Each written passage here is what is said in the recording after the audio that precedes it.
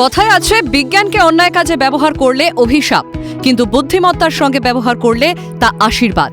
এই লক্ষ্যেই দীর্ঘদিন ধরে ছাত্রছাত্রীদের পাঠদান করে চলেছে university of engineering and management বা ইউইএম। এবার তারা নিউ টাউনের ক্যাম্পাসে আয়োজন করলো কানেক্টেড ইউইএম টেকনিক্যাল বোনান্সা 2026। 60টিরও ওপর স্কুলের ছাত্রছাত্রীরা এখানে অংশগ্রহণ করে। পড়ুয়াদের তৈরি বিভিন্ন বিজ্ঞান ভিত্তিক প্রজেক্ট এই সেমিনারে দেখানো হয়। তাছাড়াও ছিল কুইজ, হ্যাকাথনের মতো বিভিন্ন অ্যাক্টিভিটি। এদিন বিশিষ্ট ব্যক্তিদের পাশাপাশি উপস্থিত ছিলেন অভিনেতা সব্যসাচী চক্রবর্তীও। তিনিও উৎসাহ দেন পড়ুয়াদের। এই যে প্ল্যাটফর্মটা ইউএম দিচ্ছে ছাত্রছাত্রীদের, এই প্ল্যাটফর্মটা তাদের অনেক ইন্সপায়ার করবে। অনেক এক্সপার্টরা এসছে, সব্যসাচী চক্রবর্তী ফেমাস অ্যাক্টর এসেছেন, সবাইকে ইন্সপায়ার করছেন। এই যে ইন্সপায়ার করা, যাতে ছাত্রছাত্রীরা আগামী দিনের ইঞ্জিনিয়ার, ডাক্তার, টেকনোক্র্যাট, ব্যুরোক্র্যাট, ম্যানেজার্সরা হবে, সেটাই হচ্ছে আমাদের উদ্দেশ্য।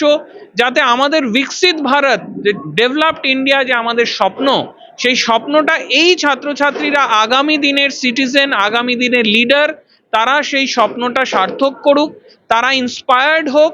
এই অনুষ্ঠানের মাধ্যমে পড়ুয়াদের উদ্ভাবনী শক্তির বিকাশ যেমন ঘটবে, তেমন নতুন চিন্তাধারা সামনে আসলেও দেশও উপকৃত হবে।